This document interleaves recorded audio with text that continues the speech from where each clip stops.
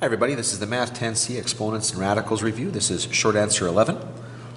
I use the exponent laws to rewrite each expression as a single power. Okay, so this first one right here, I think is pretty straightforward. I've got y to the 8 times y to the negative 2. Now, the operation here is multiplication. Don't worry about the fact that this is y to the negative 2. You might be tempted to want to jump ahead and rewrite that y to the negative 2 as 1 over y squared, kind of simplifying what's inside the brackets there first. But the truth is, we're still going to arrive at the same result here if we focus on the fact that we're multiplying these two powers together. And when we multiply, we've learned that you simply add the exponents. So this becomes y to the 8 plus negative 2. Now, we know that 8 plus negative 2 is simply going to be 6. And so my final answer will be y to the 6th.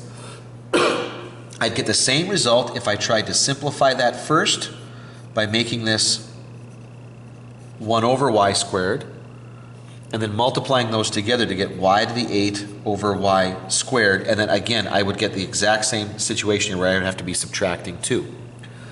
Now let's take a look at this next one here.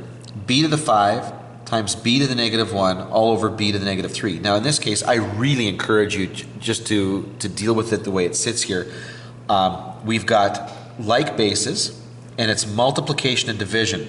So this is going to be b to the 5. We'll start with the numerator times b to the negative 1. So we're going to add negative 1. And then we're dividing by b to the negative 3, so which means we're going to subtract negative 3. Now all I got to do is put those together. Okay, and I could do this differently, okay, by dealing with the negatives and reciprocating and whatnot, but the point of this is to see a pattern and then to kind of rush to the answer here because I know the pattern. And that's what I'm trying to do here by converting this to just addition and subtraction. So 5 plus negative 1 is going to be 4. Minus negative 3 is going to be 4 plus 3, or b to the 7. Over here for c, I've got a power of a power. Now this one's a little bit easier to work with here because I've got a power of a power. I know that I'm just going to multiply those together. So this will be 5 times negative 2, or x to the negative 10.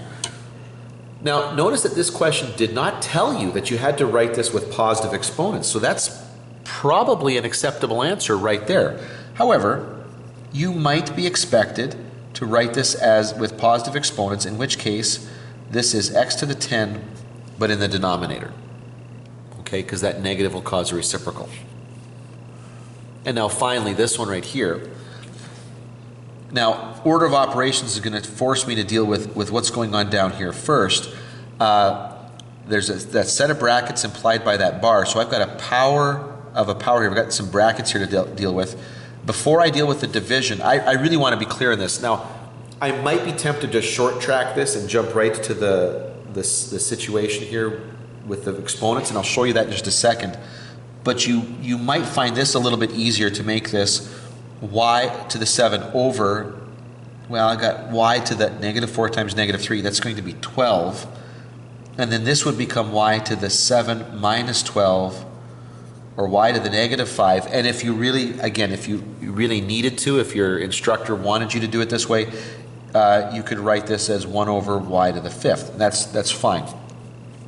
Or you could kind of short track this and make this y to the 7 minus, because I'm dividing. Now, but it's going to be the product of those two powers. So this would be negative 4 times negative 3.